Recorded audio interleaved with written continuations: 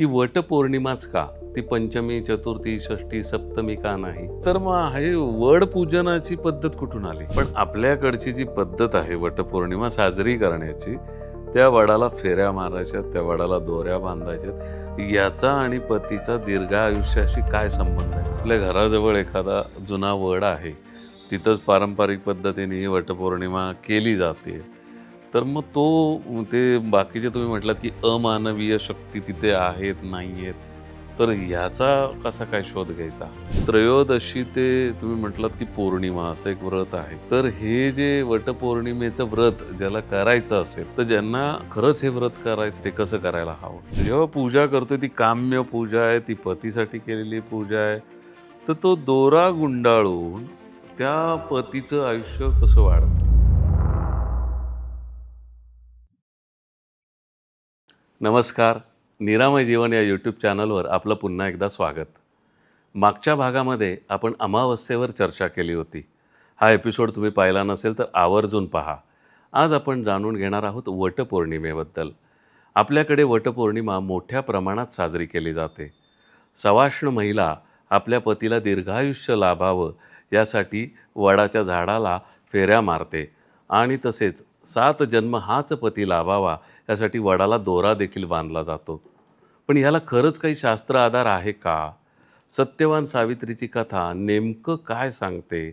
वटसावित्रीचं हे व्रत कसं करायला हवं? या व अशा अनेक प्रश्नांची उत्तरं आज आपण जाणून घेण्याचा प्रयत्न करणार आहोत. आणि आपल्याशी संवाद साधणार आहेत प्रणव गोखले सर, ज्यांचा प्राचीन धर्मशास्त्र व संस्कृतचा गाढा अभ्यास आहे. मी स्वागत करतो प्रणव सरांचं. नमस्कार सर. नमस्कार. सर, माझा पहिला प्रश्न हा आहे की वटपौर्णिमाच का? ती पंचमी, चतुर्थी, षष्ठी, सप्तमी का नाही? मुळात जेव्हा एखादं व्रत किंवा एखादा नियम, नेम हा केला जातो तर त्याचं कोणत्या ना कोणत्या तरी तिथीशी असं नातं सांगितलेलं आहे. आता या व्रताचं वैशिष्ट्य असं आहे, आपल्याकडे जरी हे व्रत ज्येष्ठ शुद्ध त्रयोदशीपासून पौर्णिमेपर्यंत साजरं होत असलं तरी मध्य भारत, पूर्व भारत, उत्तर भारत अशा काही अन्य प्रांतामध्ये हे व्रत त्यांच्या दृष्टीने ज्येष्ठ असलं तरी आपल्या दृष्टीने वैशाख, कारण पौर्णिमांत आणि अमांत यामुळे तो फरक पडतो. अच्छा. आपल्याकडच्या वैशाख महिन्यात, त्यांच्याकडच्या ज्येष्ठ महिन्यातल्या कृष्ण पक्षात कृष्ण त्रयोदशीपासून अमावास्येपर्यंत बर. असं हे व्रत केलं जातं.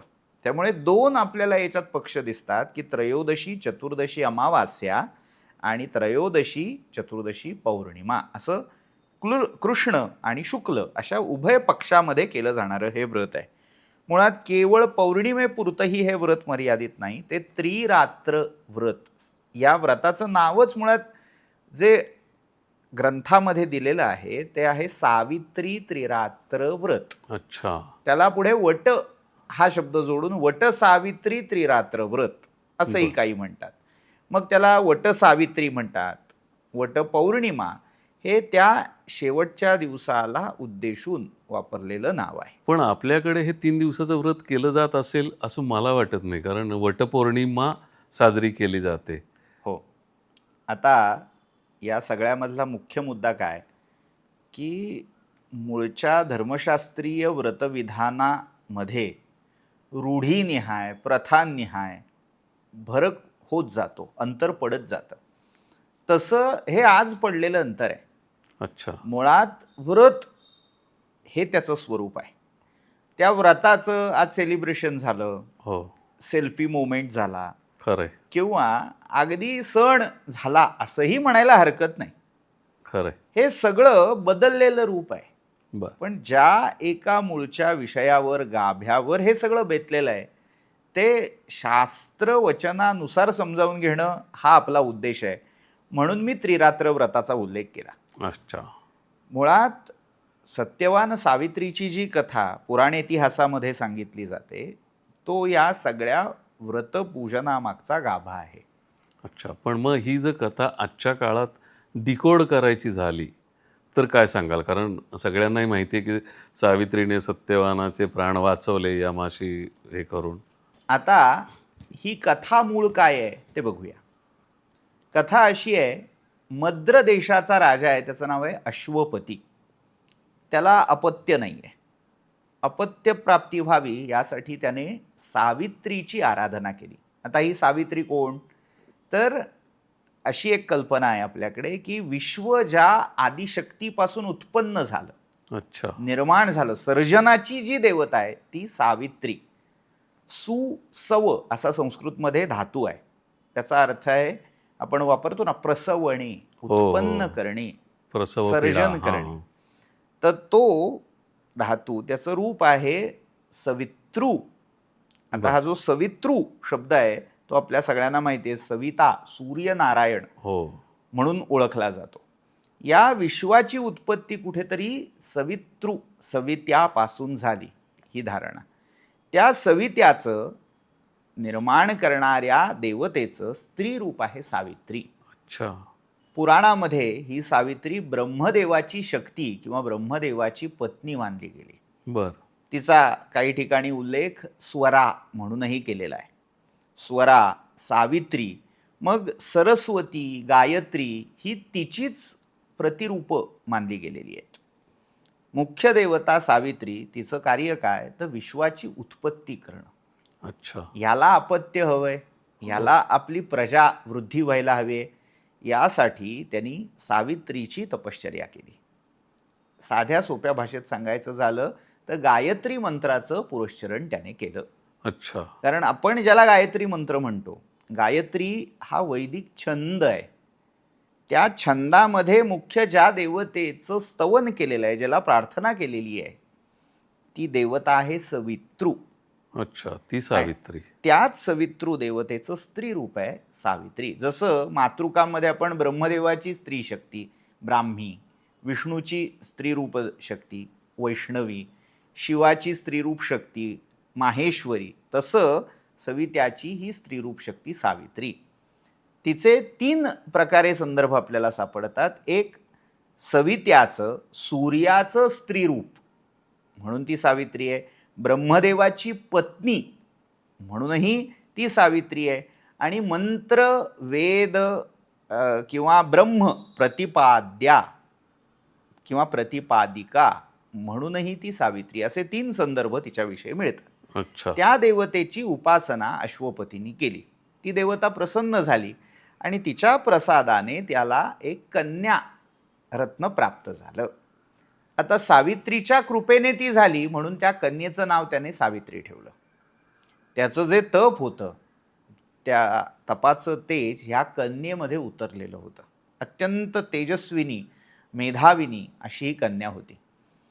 आता वाढत्या वयाबरोबर हळूहळू हळूहळू तिचे गुण, तिचं रूपसौंदर्य सर्वार्थाने खुलत गेलं. जेव्हा ती वयात आली आणि तिच्या विवाहासाठी चर्चा सुरू झाली, वरसंशोधन सुरू झालं, तेव्हा तसं म्हटलं तर कोणी राजकुमार पटकन तयार होईना. ते का? कारण तिचं तेज, ओज, अच्छा. तिची मेधाविता हे सगळं पाहता ती आपल्यापेक्षा कुठेतरी उजवी होईल, आपल्यापेक्षा अधिक शोभून दिसेल, अधिक तिला लोक वाखाणतील या भीतीने म्हणा, बर. किंवा इन्फिरियरिटी जसं हो, म्हणतात ना, हो. त्यामुळे राजकुमार तयार होईनात. तेव्हा मग राजाने तुझा वर तू निवड अशी तिला मुभा दिली. वा. स्वयंवरण म्हणजे कन्येला त्या काळात ही मुभा असणं फार मोठं आहे. भारतामध्ये, भारतीय संस्कृतीमध्ये ही मुभा दिलेली आहे. बरोबर आहे. आणि स्वयंवर हे तिथूनच सुरू झालं. हां, म्हणजे या प्रसंगापासून नाही, स्वयंवराची पद्धत आहे ही मागे आपल्याला अनेक पौराणिक ऐतिहासिक संदर्भात सापडते. इथे त्या स्वयंवरणाचा अधिकार अश्वपतीने तिला दिला. आता ही वेगवेगळ्या देशात फिरली आहे स्वतः, म्हणजे आजच्या भाषेत तिने खूप ट्रॅव्हलिंग केलं, अगदी अक्रॉस द सी असंही ती गेली. आता या सगळ्यामध्ये तिने हा जो सगळा प्रवास केला, वेगवेगळे देश पाहिले, राजकुमार पाहिले, कुठेही तिचं समाधान झालं नाही. आजच्या भाषेत ती कनेक्ट होऊ शकली नाही. तेव्हा अखेर त्या एका वनवासी झालेल्या राजकुमाराचा बर सद्भाव तिला भावला. बर हा राजकुमार होता द्युमत्सेन नावाच्या राजाचा पुत्र. त्याचं नाव आहे सत्यवान. अच्छा. त्या सत्यवानावर तिचं प्रेम जडलं. पण मग हा सत्यवान वनवासी का झाला होता? द्युमत्सेन राजा पराक्रमी होता, पण काही कारणामुळे अंतर्गत बंडाळी, हम्म. अंतश्चक्र ज्याला म्हणता येईल, कारस्थानं, ह्याला तो बळी पडला. तो अंध झाला. अच्छा. काही ठिकाणी तो पहिल्यापासून अंध होता असा उल्लेख आहे, काही ठिकाणी त्याला अंध केलं गेलं असा उल्लेख आहे. काही झालं, पण त्याच्यामुळे त्याला राज्याधिकार भ्रष्ट व्हायची वेळ आली, देशोधडीला लागला आणि तो आपली पत्नी आणि एकुलता एक मुलगा सत्यवान यांच्या समवेत वनात येऊन राहायला लागला. राज्य गेलं, ऐश्वर्य गेलं. कधी काळी सगळं ऐश्वर्य भोगणारा हा राजा आपल्या पत्नी आणि पुत्रासमवेत वनवासी होऊन त्या वनातल्या लाकडं गोळा कर आणि ह्या सगळ्या गोष्टींवर आपला निर्वाह कसा बसा भागवायला लागला. जेव्हा प्रवास करून ती सावित्री त्या आश्रमात त्याच्या आली आणि त्या सत्यवानाला तिने पाहिलं, तेव्हा त्याचं व्यक्तिमत्व तिला भावलं. त्याचा सच्चेपणा, सत्यवान नावातच आहे, हो. ते तिला भावलं आणि तिने निश्चय केला की मी विवाह करीन तो ह्याच्याशी. त्या काळात कुठेतरी हे बंड होतं. बरोबर. पित्यालाही ते किती पटलं हम्म. शंकास्पद. कारण राजा हा दुसऱ्या राजाशी आपल्यापेक्षा तुल्यबळ किंवा वेळप्रसंगी आपल्यापेक्षा अधिक बलवान वरचढ, हां. वरचढ राजाशी असे वैवाहिक संबंध पूर्वी प्रस्थापित करायचा प्रयत्न करायचा. पण अशा वेळी सावित्रींनी घेतलेला हा निर्णय, अश्वपतीने त्याला अनुमती दिली. पण इतक्यात एक प्रसंग असा घडला की देवर्षी नारद तिला भेटायला आले. अच्छा. आणि त्यांनी जेव्हा तिने घेतलेला हा निर्णय ऐकला, पाहिला, तेव्हा एक भाकीत त्यांनी केलं की तुझा निर्णय ठीक आहे, पण तू ज्याला उरलंयस त्या सत्यवानाचं आयुष्य अजून 1 वर्षाचं आहे फक्त. बापरे. 1 वर्षानंतर याची आयुष्यरेषा दिसत नाहीये, संपून जाणार आहे. यानंतर देखील सावित्री आपल्या निर्णयावर ठाम राहिली. अश्वपती घरचे सगळे समजावायला लागले की जो अल्पायुषी मुलगा आहे आणि त्याच्याशी तू विवाह करून करणार काय? पुढे वैधव्य जर तुला भोगावं लागलं तर उपयोग काय या जगण्याचा? खरंय. असं बऱ्याच पद्धतीने सगळ्यांनी हस्ते परहस्ते समजावून झालं, पण तिचा निश्चय हा मात्र डळमळीत झाला नाही. ती अटळ राहिली. या सगळ्यामध्ये कुठेतरी तिचा एक खंबीर स्वभाव, निर्णय घेण्याची क्षमता आणि एकदा निर्णय घेतला की पुन्हा मागे पुढे करायचा नाही, निश्चय केला की तो केला, ही वृत्ती आपल्याला तिच्या चारित्र्यातून जाणवते. सावित्री म्हणाली जे होईल ते होईल, आता मी निश्चय केलाय, मी माझं मन त्याला अर्पण केलंय, ह्याच्यात आता काही बदल होणार नाही. नारदांनाच तिने प्रश्न केला की असं जर असेल, जर त्याची आयुष्यरेषा, त्याची आयुर्मर्यादा निर्धारित असेल, तर या सगळ्या विधिलिखितावर पण सत्ता गाजवणारी, ते बदलू शकणारी अशी कुठली शक्ती आहे का? असा जेव्हा प्रश्न तिने नारदांना केला तेव्हा नारद हसले आणि नारदांनी तिला व्रताचा उपदेश केला आहे का. अच्छा, म्हणजे सावित्रीनी पण एक व्रत केलंय. सावित्रीनीच केलेलं हे व्रत आहे. सावित्रीला जो व्रताचा उपदेश केला गेला, आता याच्यामध्ये कथाभेद आढळतात की लग्नाच्या आधी केला का लग्न झाल्यानंतर केला, असे बरेच आहेत. पण नारदांनी तिला हे व्रत समजावून दिलं, काय करायला हवं, त्याचं आयुष्य वाढावं, त्याचं अकाली जो मृत्यू येणार आहे, येऊ घातलेला आहे, तो टळावा, यासाठी काय करावं हे मार्गदर्शन नारदांनी सावित्रीला केलं. पण आपल्याकडची जी कथा आहे त्याच्यामध्ये सत्यवान मरतो आणि मग ती यमाकडे जाते. हो, पण तर ही वेगळी त्याचीच पार्श्वकथा ही आहे. अच्छा. आपल्याकडे फक्त पुढचं फलित वाचलं जातं, हो. त्याच्या मागची ही सगळी पार्श्वकथा कोणी लक्षात घेत नाही. अच्छा. म्हणजे त्या काळच्या संस्कृतीचं प्रतिबिंब आपल्याला या कथेमध्ये पाहायला मिळतं. आणि जी की खरंच आदर्श संस्कृती होती. तर ती सावित्री नारदांनाच प्रश्न विचारते आणि नारदांसारख्या एका विचक्षण मुनिवराकडून, देवर्षीकडून तिला तो मार्गही प्राप्त होतो. ती सत्यवानाला वरते. आता त्यांचा संसार सुरू होतो. संसार म्हणजे काय? जी कधी काळी राजवाड्यात सगळी सुख ऐश्वर्य जिच्या पायाशी लोळत होती, ते सगळं सोडून वनामध्ये एका भणंग राजकुमारही राहिला नाही अशा हो. व्यक्तीची पत्नी होऊन त्याची जणू सेविका असं हिचं सगळं जीवनयापन सुरू झालं. अच्छा. ती सेवा करते, कुठलीही तक्रार नाहीये. सासू सासऱ्यांची सेवा करावी, सासरे अंध आहेत, पण त्यांच्या सेवेत कुठेही टाळाटाळ ती करत नाहीये.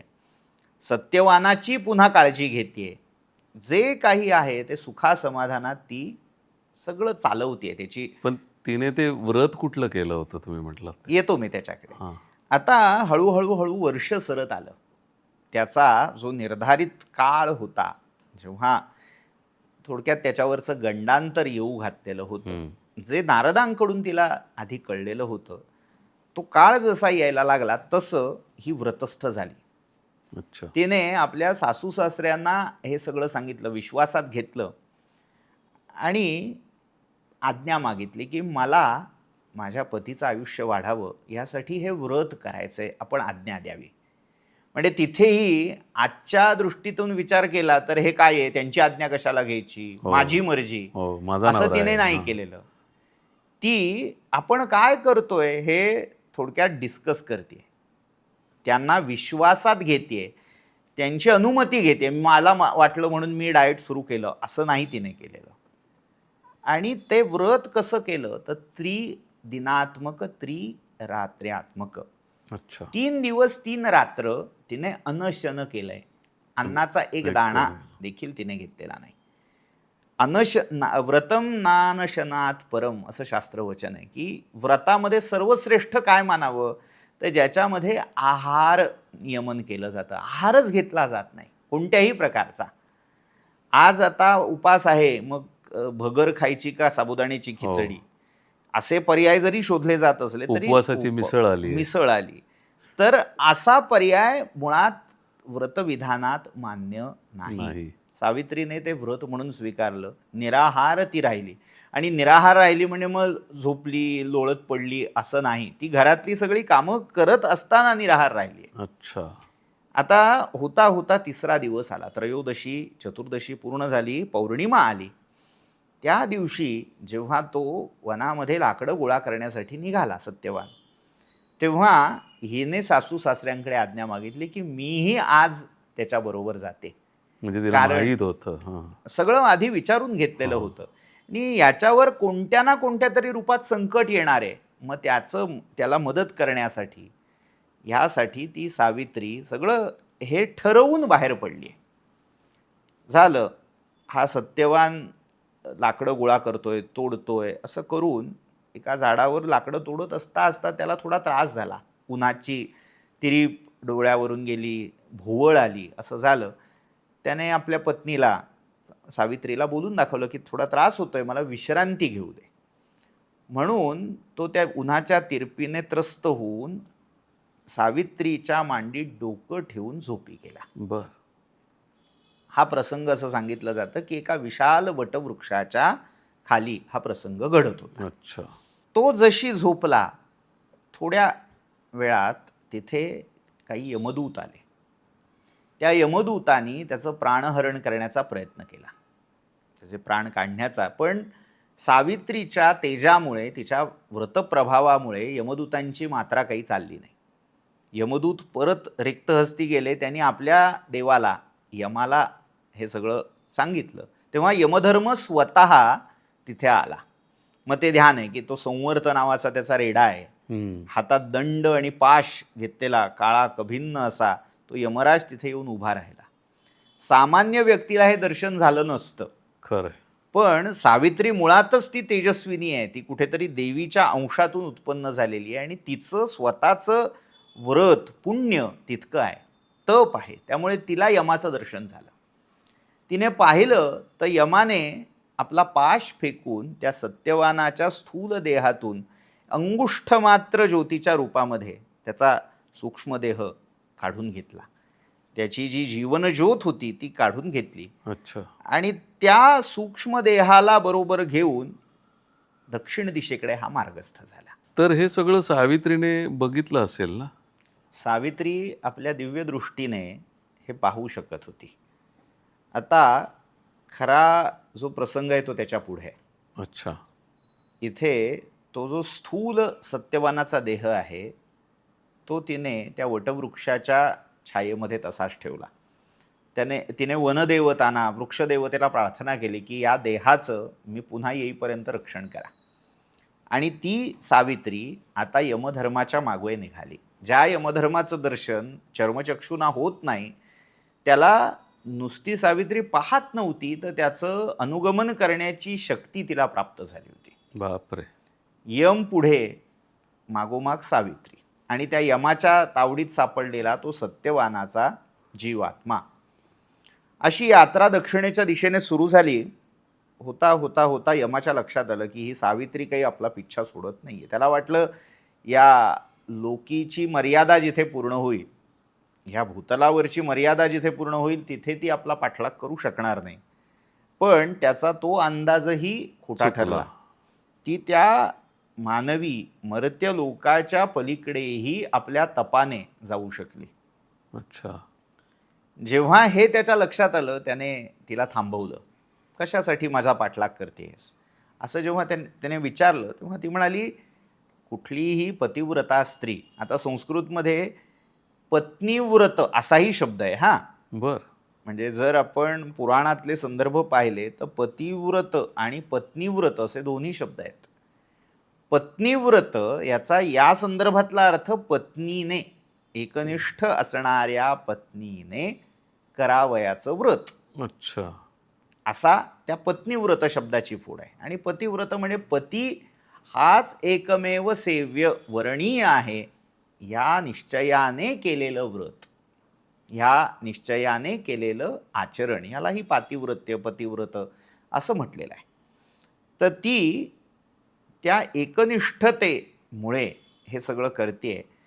आणि जिथे पतीचा जीवात्मा जाईल तिथे तिथे मी जाणार, त्याचं अनुगमन करणार असं ती निक्षून सांगते. त्यावेळी यमधर्म म्हणतो, ठीक आहे, तुझं एवढी निष्ठा आहे की मरणोत्तर देखील तू त्याचं अनुगमन करू इच्छितेस, हे विलक्षण आहे. त्यामुळे त्याच्यावर प्रसन्न होऊन मी तुला एक वर देऊ करतो. बर. पण वर देताना त्यांनी अट घातली की सत्यवानाचे प्राण सोडून काही माग.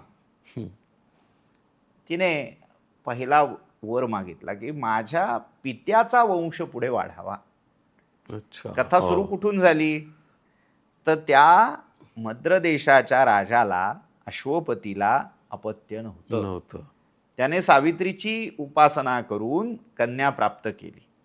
पण अजूनही वंश त्याचा वाढलेला नाही. ही कन्या झाली तर तिने पहिल्या वराने आपल्या पित्याचं कल्याण करून घेतलं.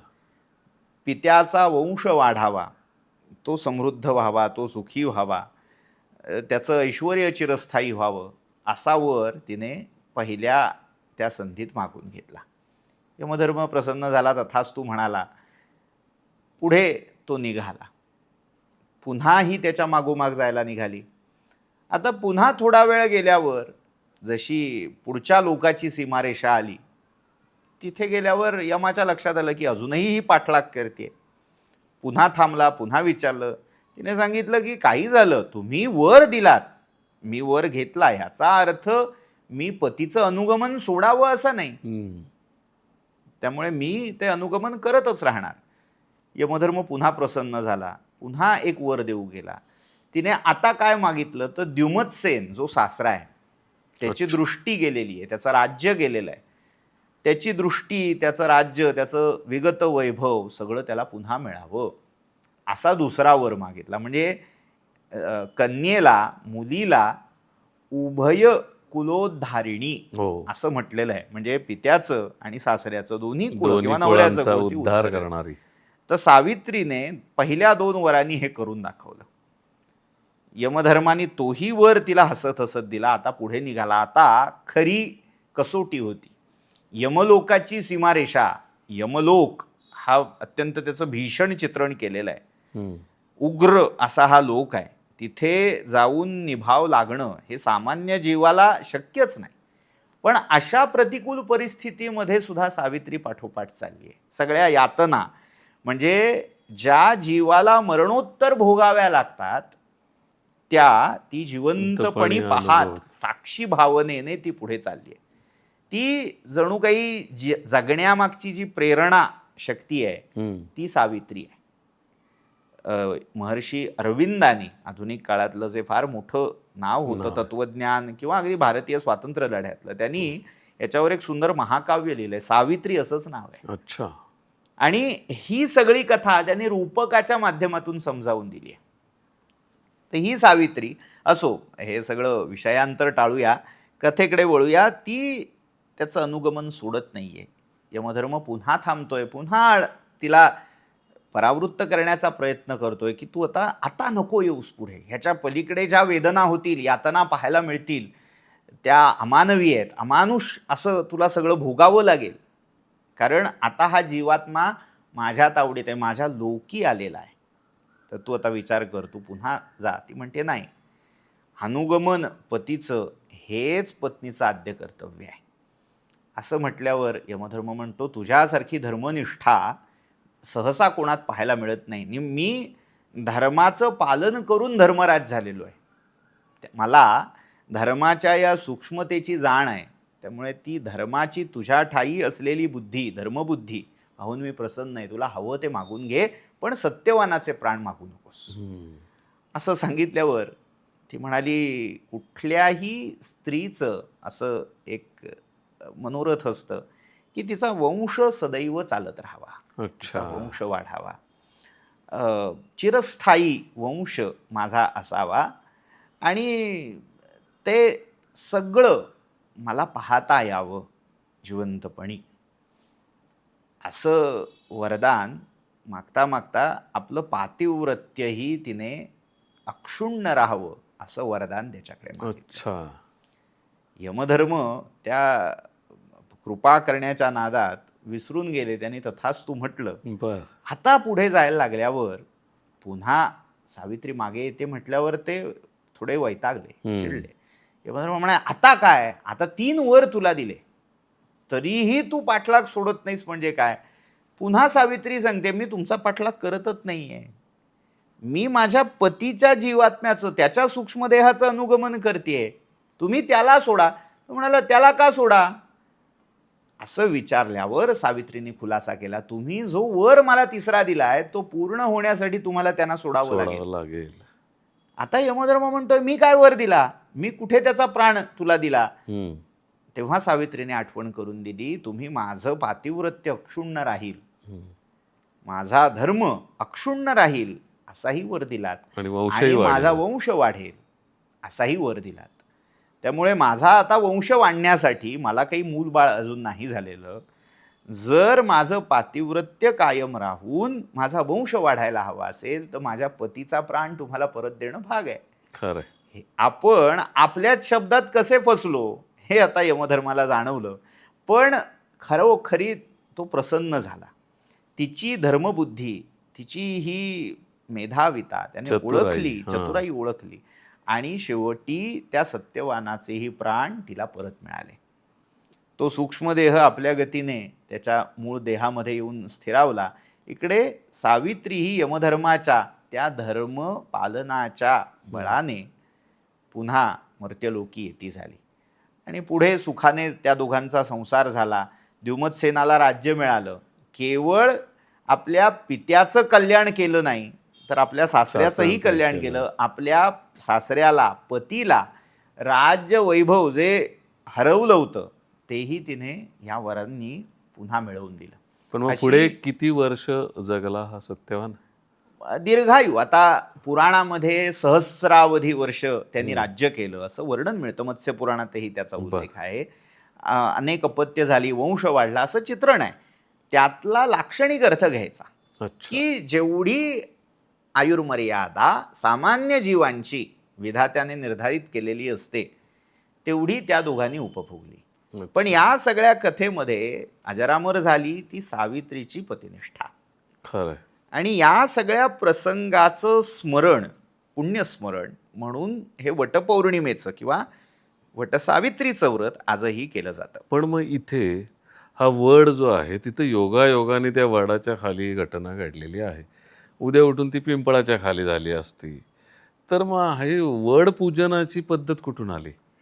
आता तिथे मूळ व्रताचं स्वरूप समजून घ्यायला हवं. जेव्हा आपण हे म्हणतो व्रतविधान, व्रतराज नावाचा एक ग्रंथ आहे किंवा जयसिंह कल्पद्रुम असे अनेक संकलनात्मक की पुराण किंवा वेगवेगळ्या अशा प्राचीन ग्रंथामध्ये ही जी व्रतविधानं आली त्याचं स्पष्टीकरण देण्यासाठी, त्याचं विधान समजावून देण्यासाठी हे ग्रंथ कामी येतात. त्याच्यामध्ये मग व्रतपूजा कशी करावी, कोणाची करावी हे सगळं विधान आहे. त्यानुसार सावित्री आणि सत्यवानाची पूजा सांगितलेली आहे. धान्य कलशामध्ये, धान्याने भरलेल्या कलशामध्ये सत्यवान सावित्रीच्या यथाशक्ती, म्हणजे ज्याला शक्य आहे त्यांनी सुवर्णाच्या, नाही त्यांनी रौप्य म्हणजे चांदीच्या किंवा कांस्य, ताम्र असं उतरतं एक एक एक एक करत, अगदी नाही त्यांनी पार्थिव म्हणजे मृण्मय प्रतिमा करून त्यांची पूजा करावी असं विधान आहे. म्हणजे या सगळ्या व्रताची देवता वड नाही, वटवृक्ष नाही, तर सत्यवान सावित्री ह्या देवता आहेत. बरोबर. आता त्यामध्येही प्रधान देवता आणि उपांग देवता असा एक भेद आपल्याला दिसतो. म्हणजे मुख्य देवता तिथे ब्रह्मा आणि त्याची शक्ती पत्नी सावित्री या मुख्य देवता आहेत. उपांग देवता म्हणून तिथे सत्यवान सावित्री, यमधर्म, नारद यांचाही अंतर्भाव झालेला आढळतो. अच्छा.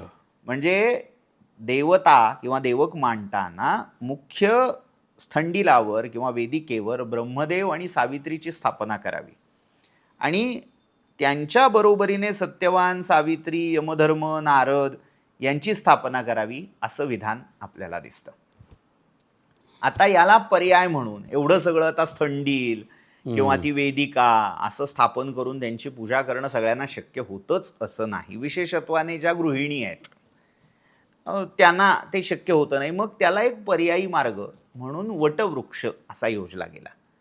आता कथेमध्ये काही वटवृक्षाचा स्पष्ट उल्लेख आहे, काही एका विशाल छाया असणाऱ्या वृक्षाखाली ठेवलं एवढा मोघमही उल्लेख आहे. पण मग वडच का, याचं उत्तर आपल्याला वटवृक्षाविषयी जे भारतीय संस्कृतीचं चिंतन आहे त्याच्यामध्ये मिळतं. आपल्याकडे वट हे अक्षयत्वाचं प्रतीक म्हणून पूजलं गेलंय. आपण जर ऐकलं असेल तर त्रिस्थळी यात्रा, तीर्थयात्रा ज्या केल्या जातात त्याच्यामध्ये त्रिस्थळी प्रसिद्ध आहे. कुठली कुठली? काशी, गया आणि प्रयाग. या त्रिस्थळीमध्ये अक्षयवट प्रत्येक क्षेत्राचा एक एक सांगितलाय. त्यातही विशेषत्वाने जो प्रयाग क्षेत्री, प्रयागराज आपण ज्याला म्हणतो, तिथे श्यामवट किंवा अक्षयवट जो आहे तो या सगळ्यातला प्राचीनतम मानला गेलाय. हा जो वट आहे तो विश्वासारखा सनातन मानलेला आहे, तो कधी नष्ट होत नाही. अच्छा.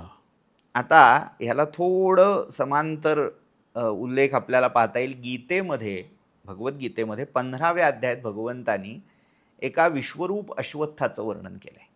आता तिथे तो वड आहे का पिंपळ आहे का अजून काही आहे हा मुद्दा थोडा बाजूला ठेवू.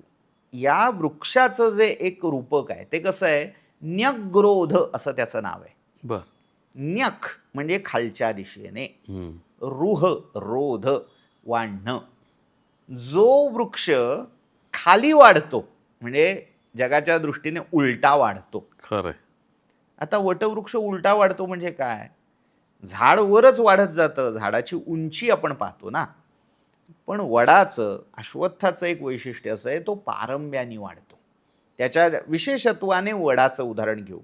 त्याच्या ज्या पारंब्या असतात त्या फांद्यांच्या पारंब्या खाली खाली खाली खाली वाढत जातात. हो. आणि त्या मातीशी भिडल्या, जमिनीशी भिडल्या की हळूहळू त्यांनाच पाळमुळं वाढत जातात. बरोबर. आणि तिथे एक स्वतंत्र वटवृक्ष किंवा तिथे खोड तयार होतं. बरोबर आहे.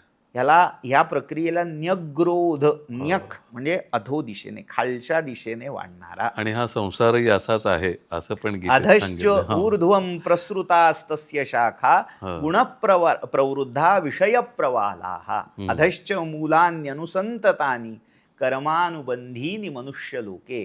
गीतेमधला 15व्या अध्यायातला संदर्भ.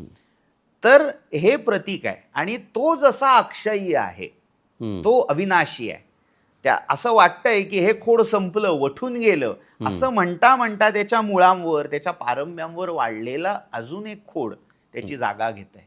तो चिरंतन राहतोय. बरोबर. हे खोड जरी जीर्ण झालं तरी दुसरं खोड त्याची जागा घेण्यासाठी तिथे आहे. कधी तो पूर्ण संपला असं कधी होत नाही. खरंय.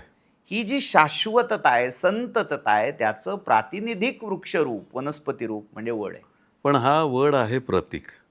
पण आपल्याकडची जी पद्धत आहे वटपौर्णिमा साजरी करण्याची, त्या वडाला फेऱ्या मारायच्यात, त्या वडाला दोऱ्या बांधायच्यात, याचा आणि पतीचा दीर्घायुष्याशी काय संबंध आहे?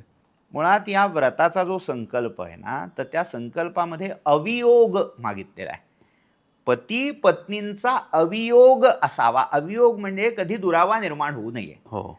आजच्या सामाजिक परिस्थितीमध्ये हा अवियोग शब्द फार महत्वाचा आहे. बरोबर. एका छताखाली नवरा बायको नांदतायत हम्म. आणि तरी वियोग असतो, बरोबर. संवाद नाही. संवाद नाही. अवियोग ही इतकी व्यापक संकल्पना आहे की साहचर्य नुसतं देहाचं नाही, मनाचं. हो. वियोग शरीराचाही नको आणि मनाचाही नको. केवढी सुंदर कल्पना आहे की आम्ही मनानी आणि तनानी दोन्हीही सदैव सह असावं. बरोबर. कधीही आमच्या दोघांमध्ये विरह वियोग होऊ नये. हे जे 7 जन्माचं प्रकरण आलंय ना, हो. ही एक कल्पना रूढ झालेली आहे. नाही, पण त्या सगळ्याचा त्या वडाशी काय संबंध आहे ते लक्षात येत नाही. येतो मी तिथेच येतोय. संकल्प करताना व्रतामध्ये तुमचा उद्देश काय, प्रयोजन काय, हे आधी त्याचा उच्चार केला जातो की मी हे व्रत कशासाठी करतोय. तुम्ही सत्यवान सावित्रीची, ब्रह्मा सावित्रीची का वडाची पूजा करताय, हे व्रताच्या विधीच्या दृष्टीने गौण आहे. एक वेळ तिथे तुमचं प्रयोजन काय आहे व्रत करण्याचं हे मुख्य आहे. तर ते प्रयोजन सांगितलंय पती पत्नींचा अवियोग, आणि मग अनुषंगिक सौभाग्य, प्रजा यांची अभिवृद्धी व्हावी, हे सगळं नंतर आहे. मग आता तो अवियोग जो आहे तो मी कोणाकडे मागतोय, तर एकतर ब्रह्मा सावित्री किंवा सत्यवान सावित्री या देवतेकडे, किंवा त्यांचंच प्रतीक असणाऱ्या वटवृक्षाकडे. अच्छा. तो जो वटवृक्ष आहे त्याच्यापासून जीवन कधी वेगळं झालेलं नाही. जीवनाचं एक अधिष्ठान म्हणून त्या वटवृक्षाला पाहिलं जातं. जर कुठे शाश्वतता जीवनातली, जगण्यातली असेल तर त्याचं उत्तम उदाहरण म्हणजे वटबीज आहे. थोडं विषयांतर करून त्याचे पौराणिक संदर्भ सांगतो. आपल्याला वड म्हणजे एक मोठा विस्तार दिसतो. उपनिषदामध्ये कथा आहे. छांदोग्य उपनिषदामध्ये श्वेतकेतू नावाचा एक ऋषिकुमार आहे. आपल्या वडिलांना तो ब्रह्माविषयी, अज्ञाताविषयी अशा अनेक शंका विचारतो. वडील त्याला सांगतायत की जाऊन वडाचं बी घेऊन ये, फळ घेऊन ये. वडाचं फळ आणतो, ते फोडायला सांगतात. ते फोडतो, म्हणतो आत काय दिसतं. मुलगा सांगतो की आत छोट्या छोट्या छोट्या बिया आहेत. तो म्हणतो त्यातली एक बी घे आणि ती फोड. तो फोडतो. आता म्हणतो काय यात काय दिसतंय. मुलगा सांगतो ह्याच्यात काही दिसत नाहीये. ती एवढीशी बी, ती फोडल्यावर आत काय असणार आहे. तशी पिता हसतो. त्या पित्याचं नाव आहे उद्दालक. तो म्हणतो जे काही दिसत नाहीये त्या न दिसण्यामध्ये यद एनम न निभालयसे असा शब्द आहे तिथे.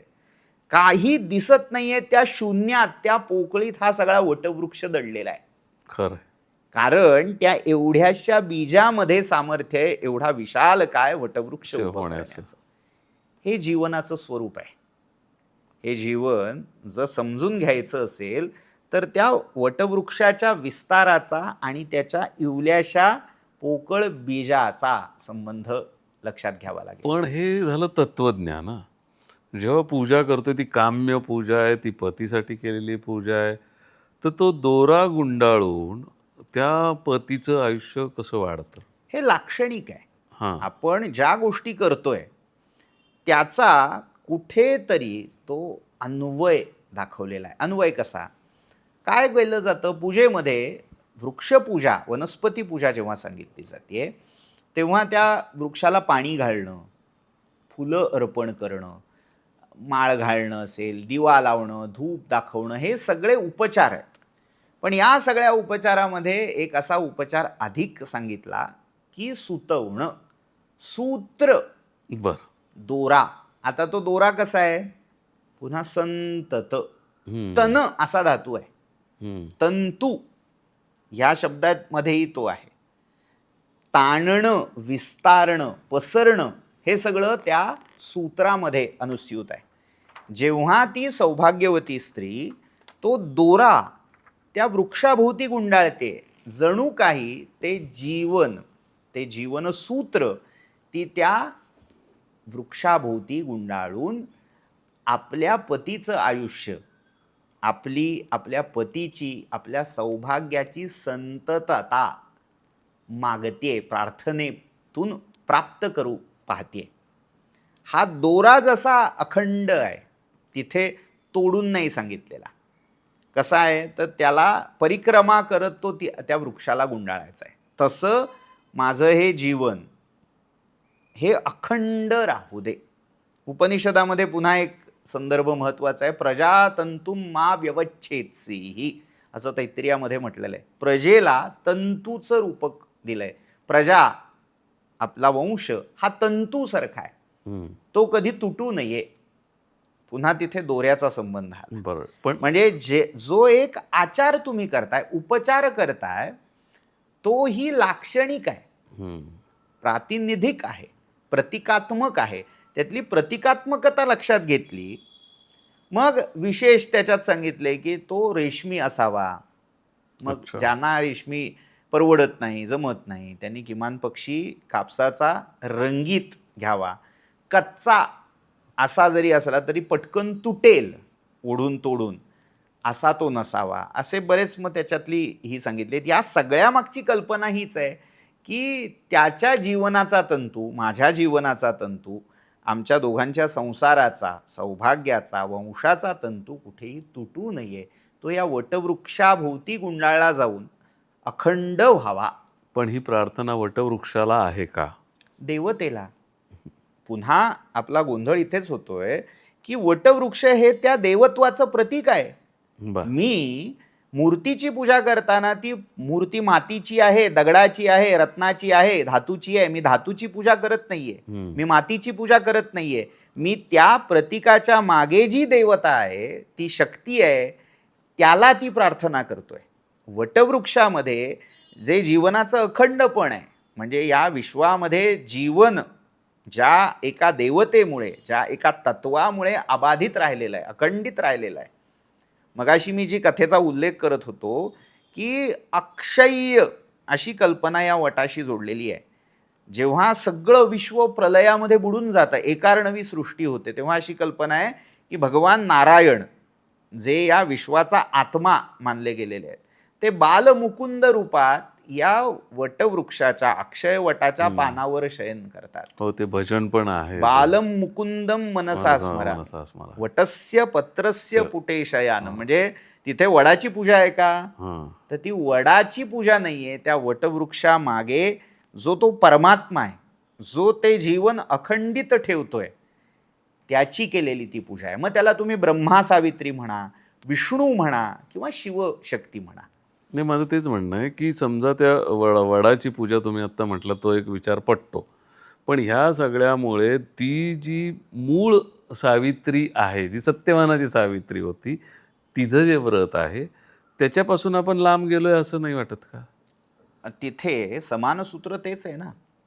तिने आपल्या पतीचा देह सुरक्षित राहावा यासाठी कोणाला प्रार्थना केली? तिथे ते वड होता, तो वृक्ष देवता होती, वनदेवता होती. तिथे पिंपळ पण असू शकला असता. हो, बरोबर ना. मग जर तिथे कथेमध्ये उल्लेख वटवृक्षाचा आहे म्हणून पूजा करताना पिंपळाची सांगितलेली नाहीये, वटवृक्षाचीच पूजा करा, त्यालाच परिक्रमा प्रदक्षिणा काय करायचंय, सूत गुंडाळायचंय ते त्यालाच करा असं सांगितलेलं आहे. म्हणजे पुन्हा तिथे कथेचा संदर्भ लक्षात घेऊन कुठलं तरी असं चिरंतन टिकणारं वाढणारं झाड नाही सांगितलं, तिथे वटवृक्षच सांगितला. अच्छा.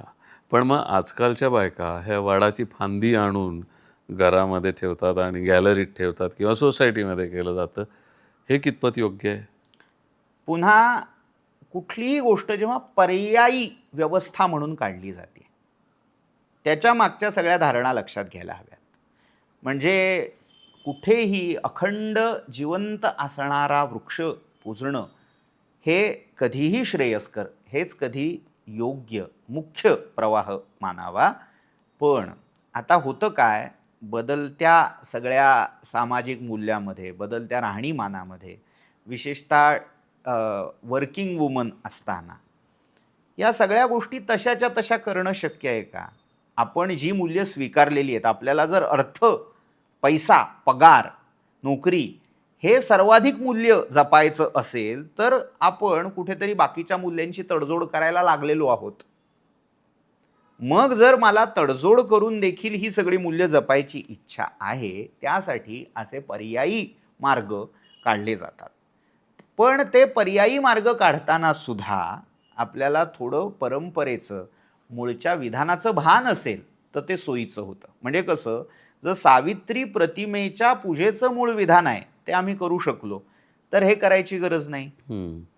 मुळात जो अखंड रुजलेला जिवंत असणारा वटवृक्ष आहे तो त्या जीवनाचं, त्याच्या सातत्याचं प्रतीक आहे. त्याचा तोडलेली फांदी इथेच वदतो व्याघात होतोय. एक फांदी जी तुटली मूळच्या जीवन प्रवाहापासून आणि जी आज ना उद्या वाळून जाणार आहे, सुकून जाणार आहे, ती आम्ही आमचं सौभाग्य, आमचा वंश, आमचा नवरा, माझं जीवन हे सगळं सतत राहावं यासाठी पूजून काही अर्थ आहे का? बरोबर नाही. पण लगेच ते डिस्कार्ड करण्याची गरज नाही. हे कुठून कसं आलेलं असू शकतं याचा थोडा माग आपल्याला काढावा लागतो. याचं मूळ कुठे आहे माहिती आहे का?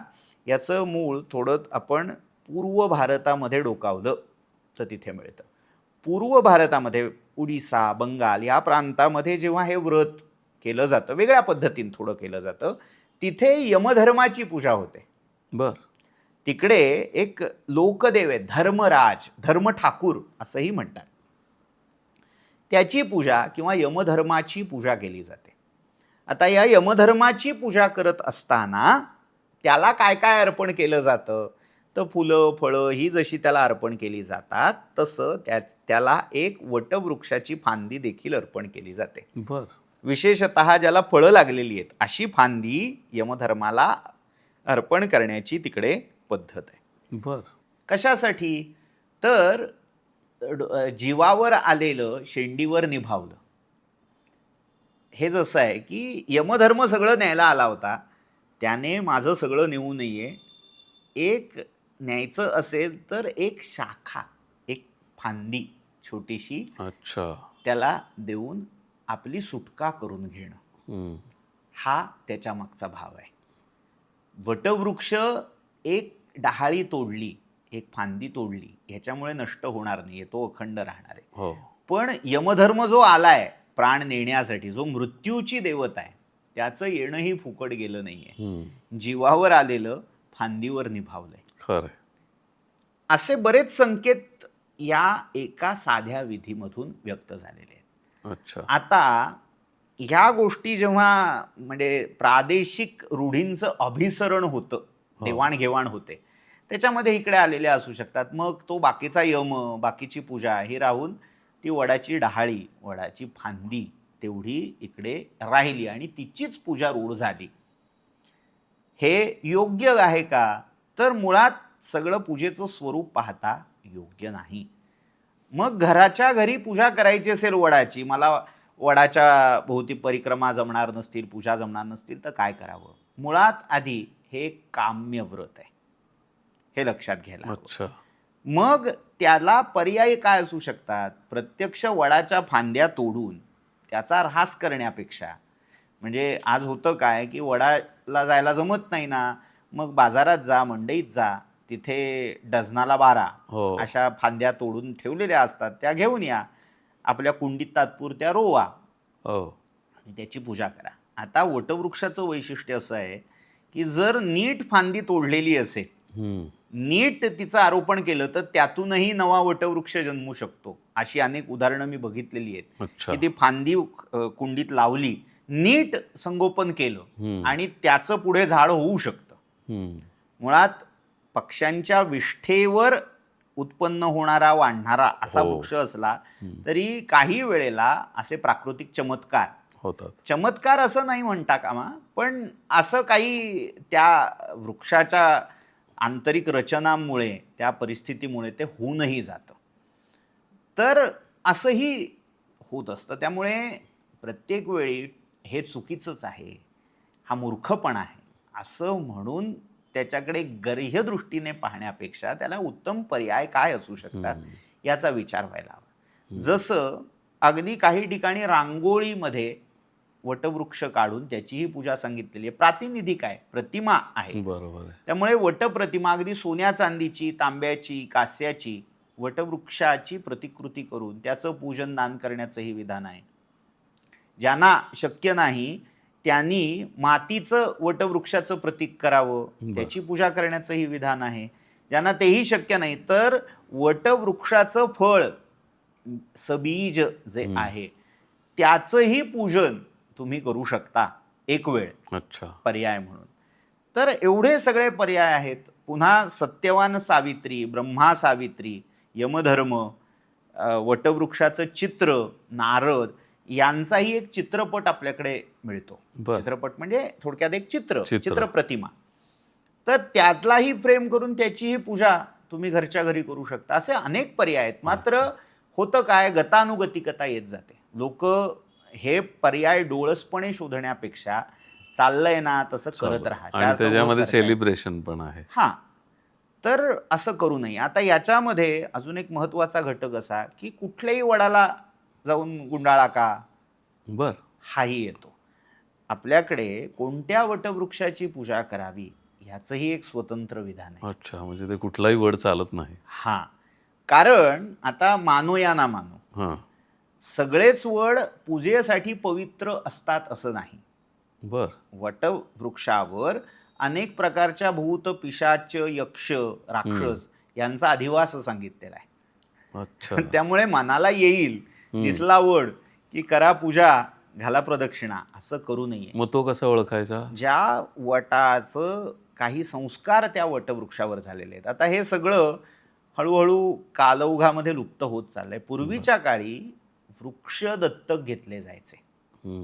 गावामध्ये असे जर मोठे काही वृक्ष असतील तर गावातली जाणती धनिक लोक, ज्यांची ऐपत आहे अशी लोक, आणि जे धर्मनिष्ठ आहेत, ऐपत नाही पण इच्छा आहे, ते वृक्षांना स्वतःचं अपत्य म्हणून मानायचे आणि त्याची निगा राखण्याचं काम ते करायचे. म्हणजे त्याला पाणी घालणं असेल, त्याचं संरक्षण होण्यासाठी त्याला कुंपण घालणं किंवा आराम बांधणं किंवा त्याला पार घालणं, असे वेगवेगळे संस्कार करायचे. म्हणजे ज्यांना अपत्य नाही त्यांनी वृक्षांना, वनस्पतींना दत्तक घेऊन त्यांना आपला वृक्ष मानणं, खरंय, याचंही विधान आपल्या पुराणांमध्ये, धर्मशास्त्रामध्ये विस्तृत सांगितलेलं आहे. किती उदात्त विचार आहे खरं तर. आणि असे संस्कारित जे वृक्ष आहेत, बर, अगदी पूर्वीच्या काळी वृक्षांच्या मुंजी, वृक्षांची लग्न हे देखील संस्कार केले जात होते. आजही काही गावामध्ये हे होत असतात. असे संस्कारित जे वृक्ष आहेत त्याच वृक्षांची शक्यतो पूजा करावी. पण आता असे वृक्ष शहरामध्ये कुठं सापडायचे? मग जर सापडणार नाही तर आपण इनिशिएटिव्ह याच्यात घेऊ शकतो. ही विधानं समजून आपणही ह्या गोष्टी आता डोळसपणे करायला हरकत नाही. ह्याच्यात कुठलीही अंधश्रद्धा नाही. आज जो काही पर्यावरणवाद दरवर्षी सामाजिक वनीकरणाच्या कार्यक्रमात त्याच खड्ड्यात वृक्षारोपण करण्यापेक्षा असे जे वृक्ष आहेत मोठे मोठे, त्यांची तोड व्हायची शक्यता आहे, रस्ता रुंदीकरण असेल, इमारती बांधण्यासाठी, सोसायटी डेव्हलप करण्यासाठी असेल, ही रोखण्यासाठी आपण हे धार्मिक विधी, या धार्मिक अनुष्ठान अधिष्ठान म्हणून वापरू शकतो, नाही का? आमच्या सोसायटीच्या जवळ एखादा मोठा वृक्ष असेल तर तो मी दत्तक घेतला, त्याची मुंज मी लावली, त्याचे संस्कार मी केले, त्याला पार मी बांधला. आज लोकांकडे अभाव आहे तो इच्छाशक्तीचा आणि योग्य मार्गदर्शनाचा. ते जास्त खरंय. पैसा आहे, ऐपत आहे, सगळं करण्याची शक्यता आहे, पण योग्य मार्गदर्शन मिळत नाहीये आणि योग्य जे काही ज्या दिशेने त्या आर्थिक शक्तीचा विनिमय व्हायला हवाय ते करण्याची प्रेरणा मिळत नाहीये. तर आपणही असं करून याच्यात आपल्याला करायलाही बराच वाव आहे, लोकांनाही प्रवृत्त करायला वाव आहे. हे करून असे वड, पिंपळ, औदुंबर असे पूजेसाठी उपलब्ध करून देऊ शकतो. बरोबर आहे. पण आता हे झालं भविष्यातली योजना. आता समजा आपल्या घराजवळ एखादा जुना वड आहे, तिथंच पारंपरिक पद्धतीने ही वटपौर्णिमा केली जाते. तर मग ते बाकीचे तुम्ही म्हटलात, की अमानवीय शक्ती तिथे आहेत, नाही आहेत. तर ह्याचा कसा काय शोध घ्यायचा? मग अशा वेळी जिथे कुठल्याही प्रकारची अमंगलता, कचरा टाकला जातोय, हं. स्मशान आहे अच्छा. आजूबाजूला, किंवा कोणत्याही प्रकारचा असा काहीतरी दुर्गंध, हं, दुरवस्था झालेली आहे, असे वटवृक्ष हं. पूजेसाठी टाळावेत. अच्छा. मंदिर हो. किंवा एखाद्या पवित्र ठिकाणी असं जर झाड असेल तर ते निवडावं. अच्छा. रस्त्याच्या कडेला जिथे मलमूत्राचं उत्सर्जन हो, होतंय, हो, हो. पशु बांधले जात आहेत हं. किंवा अन्य काही अमंगल तिथे होतंय, तर असे वृक्ष शक्यतो पूजू टाळावेत. नयेत. आता आपण व्रताकडे येऊयात जाता जाता, की त्रयोदशी ते तुम्ही म्हटलात, की पौर्णिमा असं एक व्रत आहे. तर हे जे वटपौर्णिमेचं व्रत ज्याला करायचं असेल, आता आपण म्हटलं, की वट हे प्रतिकात्मक आहे, लाक्षणिक आहे. तर ज्यांना खरंच हे व्रत करायचं आहे, तर त्या व्रताबद्दल जरा सांगा ना, की ते कसं करायला हवं? मुख्यत्वे हे त्रिरात्र व्रत सांगितलंय. हां. 3 दिवस 3 रात्र निराहार राहून त्या देवतेची, सावित्रीची, ब्रह्मसावित्री किंवा सत्यवान सावित्रींची पूजा ही मुख्य विधानात सांगितलेली. आता आज कालानुरूप याच्यामध्ये बदल होत होत एका दिवसापुरतं हे व्रत मर्यादित झालं. बरोबर. म्हणजे आपण ज्याला वटपौर्णिमा म्हणतो, हरकत नाही. त्या दिवशी जर करायचं असेल तर आपण यावत शक्य निराहार राहावं. हं. आता ते निराहार राहणं नेमकं कशासाठी आहे, इथे ही गल्लत होतीये. म्हणजे ते 7 जन्म हाच पती मिळावा हं. किंवा हे सगळं बरोबर आहे, पण ती सगळी जी फळं आहेत ती काम्य संकल्पाधीन असणारी. कोणतंही हे व्रत हे स्वतःला संयमाचं वळण लागावं ह्यासाठी मुख्य आहे. हं. मला संयम आला पाहिजे. मला माझ्या वृत्तींवर, माझ्या जिभेवर, विशेषतः खाणं, पिणं, बोलणं यावर संयम राखता आला पाहिजे. ह्यासाठी प्रत्येक व्रत हे प्राथम्याने ह्यासाठी आहे. बरोबर. मग त्यानंतर काय, की या सगळ्या व्रत नियमांच्या पालनातून माझ्या कुटुंबियांचं जर भलं होत असेल. आज काय झालंय, वोकिझम इतका वाढलाय, की मला बाकी कोणीच नकोय. मला व्यवस्था नकोय, मला समाज नकोय, मला माझा परिवारही नकोय. तर या सगळ्या पार्श्वभूमीवर आपल्याला त्यांचं अनुकरण करायचंय. हं. म्हणजे जसं नाथांनी एका गोंधळामध्ये म्हणजे उपरोधान आहे किंवा एक रूपकात्मक आहे, की एकटीच राहू दे मला भवानी आई रोडगा वाहीन तुला. हं. तसं करायचंय का, की मेला नवरा तरी त्याचाही बळी देते, मी एकटी राहिली पाहिजे. हं. याचा प्रभाव आज समाज मनावर वाढत आहे खरं आहे. ह्या विचारसरणीचा. त्यामुळे मी त्याच्या भल्यासाठी का व्रत करावं, मी का उपाशी राहू, हो. असा जेव्हा प्रश्न उपस्थित केला जातोय, तेव्हा कुठेतरी भारतीय संस्कृती, तिची मुळं, तिची उदात्तता, आदर्श याचा अभ्यास आपल्याला पुन्हा करावा लागेल. पण मग असं पण आहे ना, की मग हे व्रत बायकांनीच का करायचं, पुरुषांनी का नाही करू? त्याचं कारण असं आहे, की पुरुषांनीही करावायची व्रतं बरीच आहेत. बरं. पण म्हणजे हे नाहीये ते. हां, म्हणजे काही व्रतं ही पुरुषांसाठीही सांगितलेली आहेत आणि काही व्रतं ही स्त्रियांसाठीही सांगितलेली आहेत. हं. आणि ह्या सगळ्या व्रत नियमांचं काही आनुषंगिक फलही लक्षात घ्यायला हवे. पूर्वीच्या काळी स्त्रिया ह्या घर एके घर, घरातच सगळा त्यांचा हो. कोंडमारा व्हायचा असंही म्हटलं जातं. चूल आणि मूल.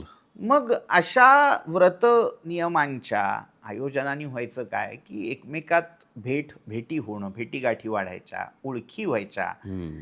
मैत्रिणी तयार व्हायच्या.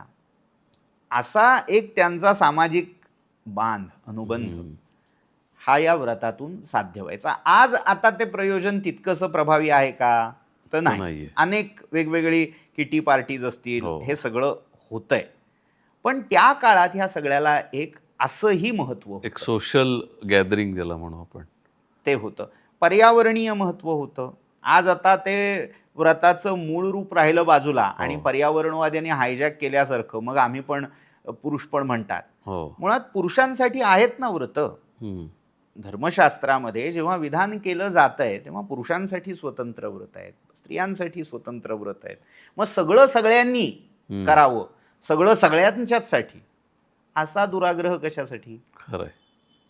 पण म्हणजे एकंदरीत जर आता तुम्ही जे सांगितलं की वड काय आहे, सावित्री काय आहे, त्याच्यामागचा भाव काय आहे, हे प्रतीक काय आहे, हे सगळं समजून वटसावित्रीचं व्रत हे करायला हवं. कारण ते अखंड चिरंतन आपल्या वंशवृद्धीसाठी, आपल्या सौभाग्यासाठी आहे. हे समजून घेतलं तर त्या व्रताला काहीतरी अर्थ आहे, नाहीतर ती एक प्रथा आहे, तो एक सोहळा आहे. हे आज तुमच्यामुळे खूप छान आम्हाला समजलं. एक मुद्दा मला याच्यात पुन्हा प्रकर्षाने अधोरेखित करायचा आहे की भिवून करता कामा नये. म्हणजे याच्यामध्ये की जर मी व्रत केलं नाही, मी उपास केला नाही तर नवरा मरेल का, त्याचं आयुष्य नष्ट होईल का, किंवा सौभाग्य नाहीसं होईल का, अशा ज्या काही कल्पना प्रतिकूल त्याच्यात आहेत. मुळात व्रत हे स्वेच्छेन स्वानंदाने करायचं आहे. खरं. माझा आनंद त्याच्यात मला शोधता आला पाहिजे. जेव्हा आपण धार्मिक अधिष्ठान त्याला देतो आणि त्याच्यातनं ते प्रेम वाढणार आहे ना. वाढलं पाहिजे, ही त्याच्या मागची प्रेरणा आहे. मी भिवून आतताई माझ्या सासूबाई मला म्हणाल्या म्हणून मी ते जुलमाचा रामराम म्हणून करत मला असेल काही तर ते त्याला पटत काही अर्थ नाहीये. नाही. आणि हे त्या घरच्यांनीही लक्षात घ्यायची गरज आहे. व्रत हे तिच्या स्वेच्छेने व्हायला हवं, आनंदाने व्हायला हवं. तू केलंच पाहिजेस, माझ्या भल्यासाठी तू करावंस, हा आग्रह धरणं हास्यास्पद आहे. खरं. त्यामुळे दोन्ही पक्षी, उभय पक्षी ते समजुतीने जाणीवेतून जर झालं तर त्याच्यासारखं दुसरं व्रत नाही, दुसरं काही करायची गरज राहणार नाही. अगदी खरं. पण जुलमातून केलं, भीतीतून केलं तर ते केवळ एक अंधानुकरण, एक गतानुगतिकता, एवढंच त्याचं. अगदी बरोबर आहे. तर सर असं होईल असं मला वाटत नाही, कारण तुम्ही हे इतक्या छान पद्धतीने सांगितलं की आजच्या तरुण मुलींनाही हे पटेल, रुचेल आणि आवडेल की आपल्या नवऱ्यासाठी, आपल्या पतीसाठी त्याही प्रेमाने करतील. हां, आता इथे केवळ नवऱ्यासाठी नाही, त्यांच्या हितासाठीही ते तितकंच महत्त्वाचं व्रत आहे. दोन्ही स्त्री आणि पुरुष, पती आणि पत्नी हे वेगळे आहेत, ते स्वतंत्र आहेत असं मानण्यापेक्षा ते दोघंही परस्परोपजीवी आहेत, परस्पर पूरक आहेत असं जर मानलं, या परस्पर साहचर्याच्या भावनेला हे व्रत पोषक आहे. खरंय. पतीचं कल्याण होणारच आहे, पण पतीच्या कल्याणाबरोबर हिचंही तितकंच मोठं कल्याण त्यातनं साध्य होणार आहे. खरं. हा भाव त्यातनं यायला हवा. खरं. हेच तर खरं सहजीवन आहे, जे पुढे वाढण्यासाठी, छान होण्यासाठी वटपौर्णिमेचं हे व्रत आहे. सर, तुम्ही आज इथे आलात आणि आम्हाला खूप छान मार्गदर्शन केलं, याबद्दल तुमचे खूप खूप आभार. नमस्कार. नमो नमः. प्रेक्षक हो, हा एपिसोड तुम्हाला कसा वाटला आम्हाला कॉमेंट्समध्ये जरूर सांगा. तुमचे काही प्रश्न असतील, शंका असतील, त्याही विचारा. भेटूया अशाच एका नव्या विषयासह पुढच्या भागात. नमस्कार.